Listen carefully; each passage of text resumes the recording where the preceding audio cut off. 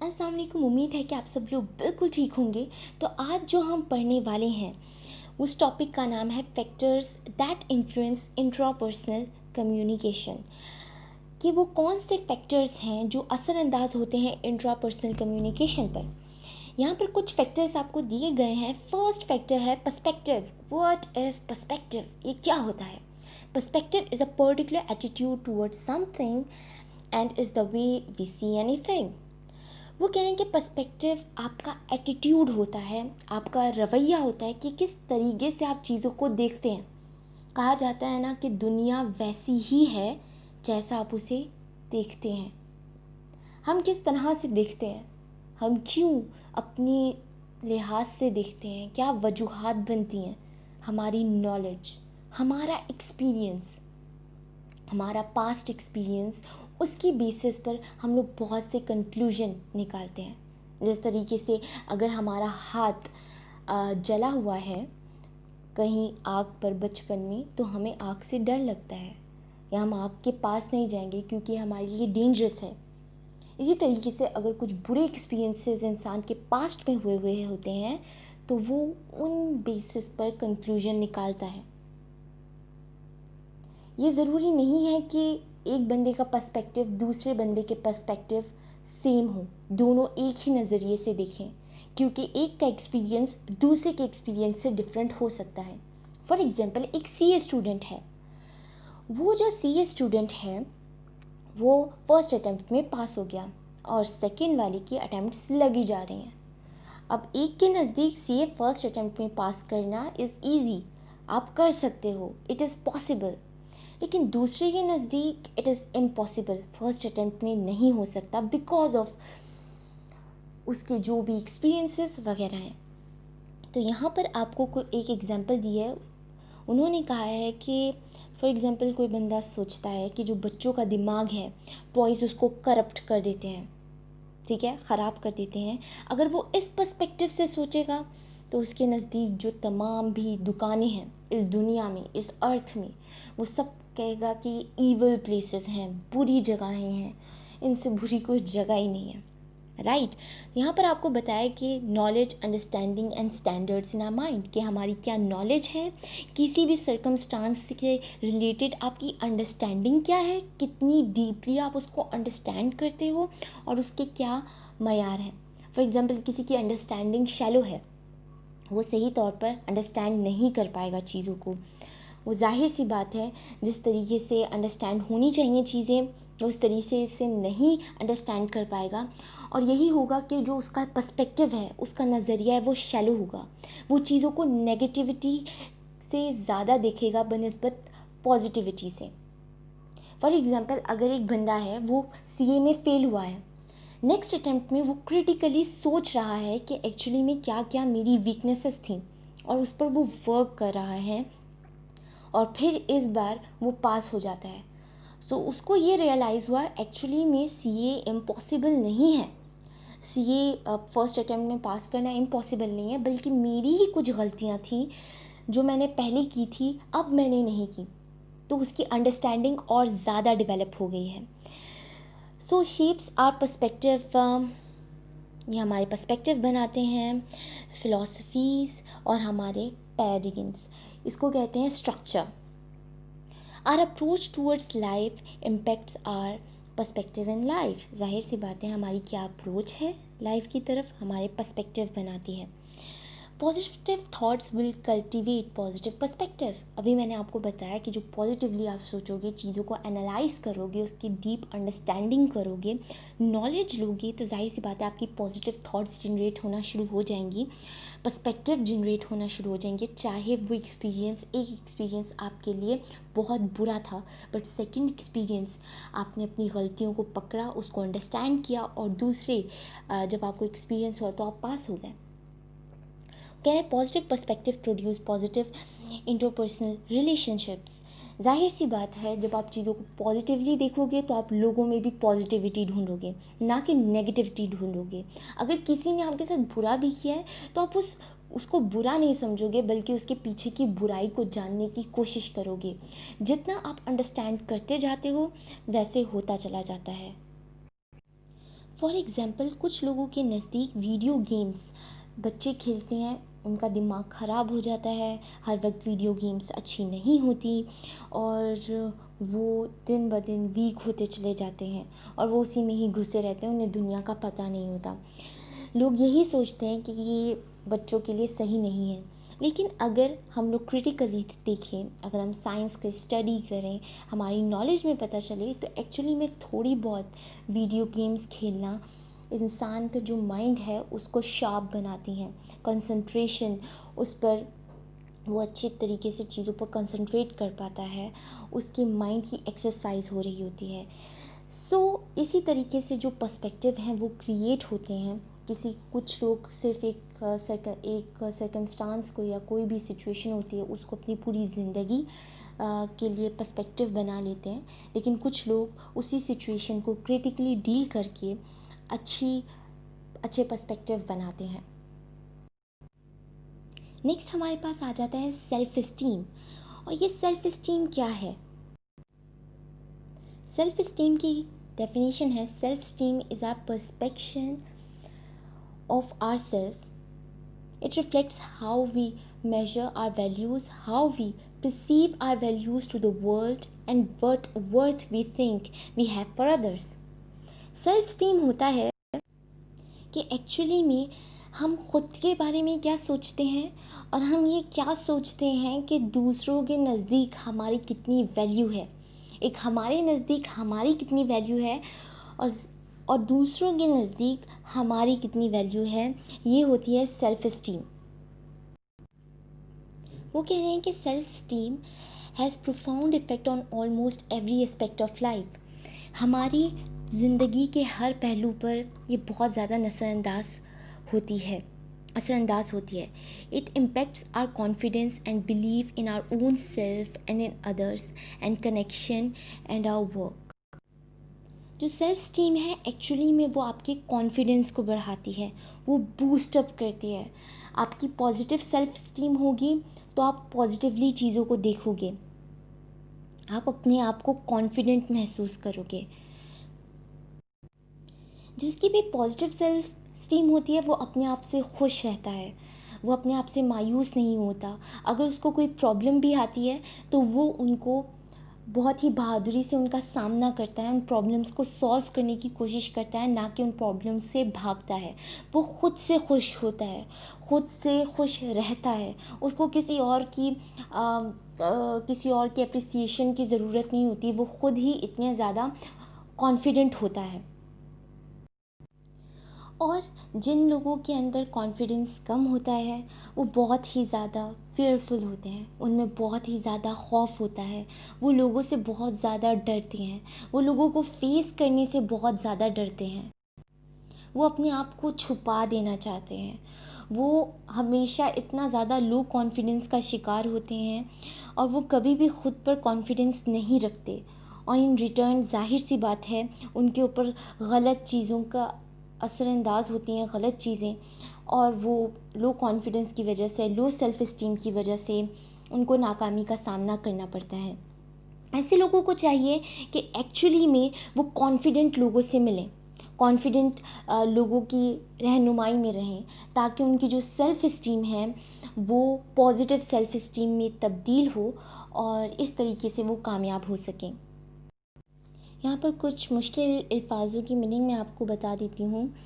पर्सपेक्शन यानी कि आप अपने बारे में क्या सोचते हो। प्रोफाउंड गहरे असरात, profound effect, aspect of our lives हमारी ज़िंदगी के पहलू। इनकॉम्पिटेंट यानी कि वो अपने आप को मुकाबले के काबिल नहीं समझते। ऑप्टिमिस्टिक एटीट्यूड, ऑप्टिमिस्टिक एटीट्यूड का मतलब होता है कि आपका एटीट्यूड जो है वो, कि आपका जो रवैया है वो चीज़ों से मुतल्लिक पुरउम्मीद है। नेक्स्ट आपके पास आ जाता है self confidence. What is self confidence? Self confidence is our assessment of our own abilities to do something and achieve success. कि हमें खुद पर कितना ज़्यादा यकीन है। Assessment of our own abilities, अपनी जो एबिलिटीज़ हैं, अपने अंदर जो भी आपकी काबिलियत है, आप उसको एसेस करते हो टू डू समथिंग, और आपको यकीन होता है कि आप वो चीज़ कर लोगे और उसमें सक्सेस भी हासिल कर लोगे। वो यही कह रहे हैं कि जो हाई लेवल ऑफ कॉन्फिडेंस होता है वो आपको take actions based on perspective and values we hold. जो भी आपका हाई सेल्फ कॉन्फिडेंस होता है, एक्चुअली में वो बेस्ड होता है कि आपकी क्या पर्सपेक्टिव है, क्या आप सोचते हैं, क्या आपकी वैल्यूज़ हैं, क्या आपके इक़दार हैं। It provides us with the strength to achieve the goals in our lives. ये हमें इतना ज़्यादा जज्बा देता है कि हम हर चीज़ को ओवरकम कर सकते हैं, अचीव कर सकते हैं। One should have a strong feeling of being individual who is positive, successful, has capabilities and can contribute something meaningful to the society. ऐसे लोग सोसाइटी के लिए मीनिंगफुल चीज़ें करते हैं। ऐसे लोग इतने ज़्यादा कॉन्फिडेंट होते हैं, उनको पता होता है कि हम लीडर्स बन सकते हैं। वो इतने ज़्यादा कॉन्फिडेंट होते हैं कि उनको यकीन होता है कि जिस काम में भी हम हाथ डालेंगे इंशाल्लाह हम वो सब कुछ कर पाएंगे। वो कह रहे हैं one must think and find ways to solve issues. वो कह रहे हैं कि आपको इश्यूज़ को सॉल्व करना आना चाहिए, तभी आप इश्यूज़ को सॉल्व करने के बारे में सोच सकते हैं जब आपके अंदर कॉन्फिडेंस होगा। अगर आप में कॉन्फिडेंस ही नहीं है कि मैं ये सब कुछ कर सकता हूँ, तो फिर आप कंफ्यूज ही रहोगे। और जिन लोगों को कॉन्फिडेंस होता है वही लोग जिम्मेदारी उठाते हैं कुछ चीज़ें ठीक करने के लिए। इसके बाद आपके पास आ जाती हैं self assertive. What is self assertive? Self assertiveness refers to a capability to take a stand and perform suitable actions to guard perspective and positive values in which one strongly believe. ये ऐसी चीज़ें हैं कि इंसान अपनी values पर कभी भी कॉम्प्रोमाइज़ नहीं करता। उसकी कुछ वैल्यूज़ हैं, चाहे उसको उसमें कोई भी मुनाफा नज़र आ रहा हो, चाहे कुछ भी हो जाए, वो अपनी वैल्यूज़ पर कभी भी कॉम्प्रोमाइज़ नहीं करता। फॉर एग्ज़ाम्पल अगर आप देख लीजिए कि अगर एक मुस्लिम कंट्री है या एक मुस्लिम है जिसके नज़दीक वाइन वगैरह या शराब वगैरह का काम काफ़ी मुनाफा बख्श है, लेकिन वो नहीं करता और कहीं ना कहीं वो ख़ुद को ही रिफ्यूज़ कर रहा होता है अपनी वैल्यूज़ पर कि ये मेरी वैल्यूज़ हैं, आई कांट टेक दिस, मैं ये सब कुछ नहीं कर सकता। सो यही आपका सेल्फ असर्टिवनेस है। पेशेंस, करेज एंड डिटर्मिनेशन, कि चाहे आपको कितनी भी उसमें मुनाफा नज़र आ रहा हो, लेकिन आप वैल्यूज़ पर कभी भी आप स्ट्रांगली अपने जो बिलीव्स हैं उनको होल्ड करके रखते हो, कभी भी अपनी वैल्यूज़ पर कॉम्प्रोमाइज़ नहीं करते। वो कह रहे हैं कि पेशेंस, करेज एंड डिटर्मिनेशन, कि सब्र, हौसला और डिटर्मिनेशन, पुख्ता इरादा, ये मेजर एट्रीब्यूट्स हैं to improve any adverse situation. कोई भी सिचुएशन आ जाए वो कभी भी कहते हैं कि वो अपनी वैल्यूज़ को सेक्रीफाइस नहीं करेगा। One should be hold firmly to the principles. इंसान को अपने जो असूल हैं, उनके एथिक्स, रूल्स, उन सब पर यकीन रखना चाहिए और कभी भी अपनी असूलों पर कॉम्प्रोमाइज़ नहीं करना चाहिए। नेक्स्ट जो हमारा टॉपिक है वो टाइप्स ऑफ इंट्रापर्सनल कम्युनिकेशन, कि क्या क्या टाइप्स होती है इंट्रापर्सनल कम्युनिकेशन में। फर्स्ट है इंटरनल डायलॉग्स, यानी कि आप खुद ही सोच रहे हो। इसमें इन्वॉल्व थिंकिंग, डेलिब्रेटिंग का मतलब होता है कुछ कॉन्शियसली सोचना। मैंने आपको बताया था कि कॉन्शियसली और सबकॉन्शियसली का क्या मीनिंग है। कॉन्शियसली जिसमें आप खुद एफर्ट करके सोच रहे हो, और सबकॉन्शियसली जो आपके बैकग्राउंड पर चल रहा है। इन्वेस्टिगेटिंग एंड एनालाइजिंग, आप चीज़ों को इन्वेस्टिगेट कर रहे हो और एनालाइज कर रहे हो। सिचुएशन अगर वर्स्ट भी हैं तो उनके बारे में सोच रहे हो। Some expert are of the opinion that day dreaming and nocturnal dreaming का मतलब होता है रात को सोना। Both relate to this category. Observation and reflection are also the part of this process. ऐसी थिंकिंग जिसमें आप खुद ही चीज़ों को सोच रहे हो, एनालाइज कर रहे हो और आप उन्हीं को डिटेल में अपने माइंड के अंदर ऑर्गेनाइज कर रहे हो।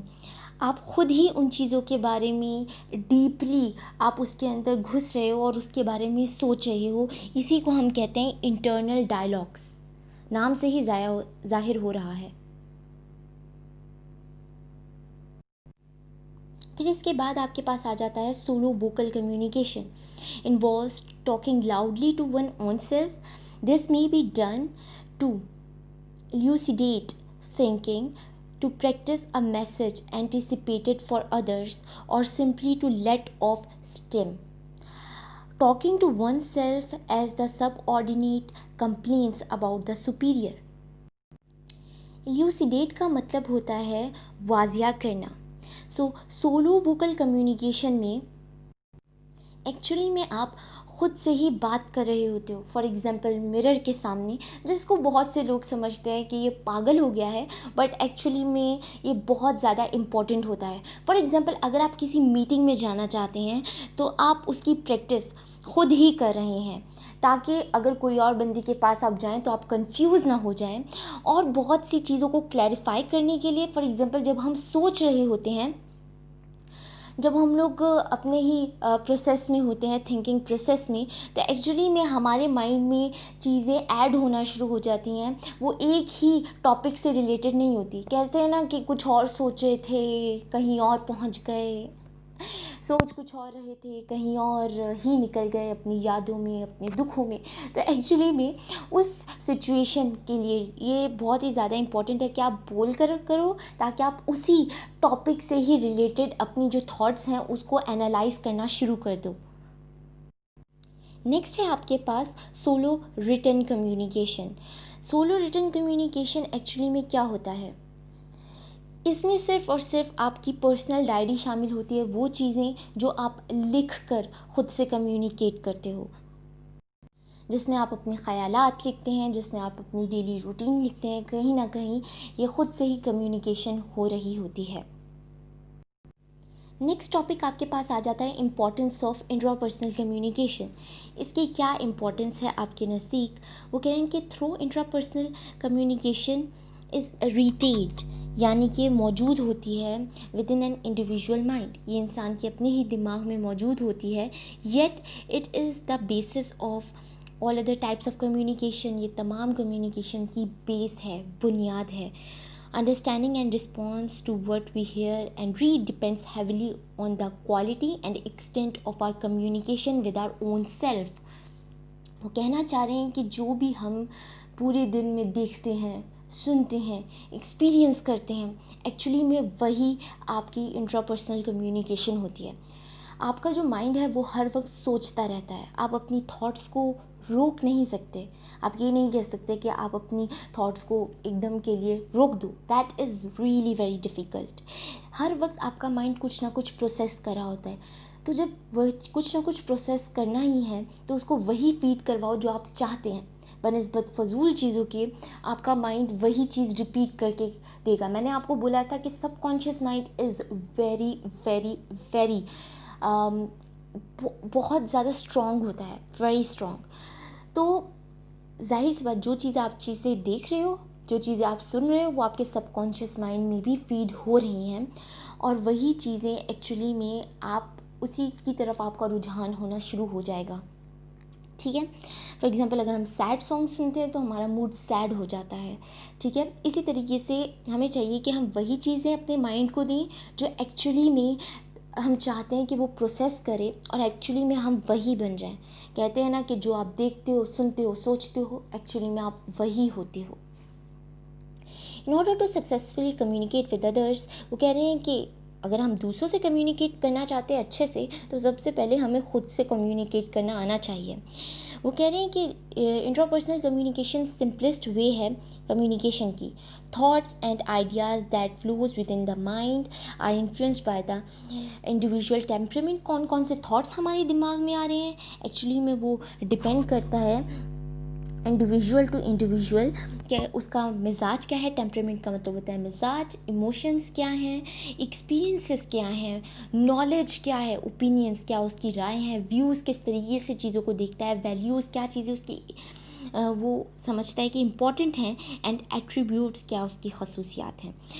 The intrapersonal communication can be improved by concerted efforts, self-awareness, and constant watch over one's own self. कि इंट्रापर्सनल कम्युनिकेशन भी जिस चीज़ पर जितनी ज़्यादा मेहनत की जाए वो चीज़ें वैसे ही इम्प्रूव होती हैं. इसी तरीके से इंट्रापर्सनल कम्युनिकेशन भी आपकी कोशिशों से, आप कितना चीज़ों को अंडरस्टैंड करते हो, कितनी चीज़ों से सेल्फ अवेयर हो, आपको पता है, एंड कंसिस्टेंट हो.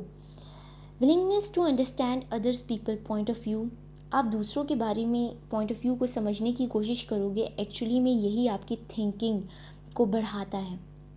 दूसरों को समझने की कोशिश करोगे, खुद को समझने की कोशिश करोगे, यही चीज़ें ब्रॉडन करती हैं, यही चीज़ें आपको और ज़्यादा एक्सपर्ट बनाती हैं दूसरों को अंडरस्टैंड करने में. हर कोई कम्युनिकेशन में ये चाहता है इस दुनिया में कि कोई हो उसका जो उसे समझ सके. तो आप वो इंसान क्यों नहीं बन सकते? ये सिर्फ उसका फ़ायदा नहीं बल्कि आपका भी फ़ायदा है. लोगों को वही लोग अच्छे लगते हैं जो एक्चुअली में उनका फ़ायदा कर रहे होते हैं, राइट? तो आप किसी के लिए मुफीद साबित हो जाओ. आप चाहते हो कि कोई आपको समझे, आप वो इंसान बन जाओ जो दूसरों को समझता है. कम से कम आपकी रिक्वायरमेंट नहीं तो किसी और की तो रिक्वायरमेंट पूरी हो रही है ना. सो या वो कह रहे हैं कि ये जॉब वगैरह, मीटिंग्स वगैरह में दैट इज़ वेरी इंपॉर्टेंट, खुद को समझना, कम्युनिकेट करना और फिर दूसरों से कम्युनिकेट भी करना, ये बहुत ज़्यादा इंपॉर्टेंट है. Before communicating with the world one needs, यही बात है कि दुनिया से बात करने से पहले खुद से बात करो. Intrapersonal communication essential pre requirement, बहुत अव्वल ज़रूरत है, सबसे पहली तरजीह है इफ़ेक्टिव इंटरपर्सनल कम्युनिकेशन में.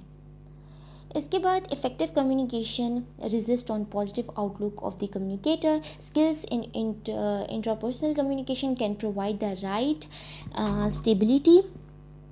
स्टेबिलिटी का मतलब होता है ठहराव, direction and frame of judgement, कि आप किस तरीके से फैसले लेते हो in communicating with the external world, यानी कि आपकी अंडरस्टैंडिंग को बहुत ज़्यादा डीप कर देता है ताकि आप लोगों को समझ सको.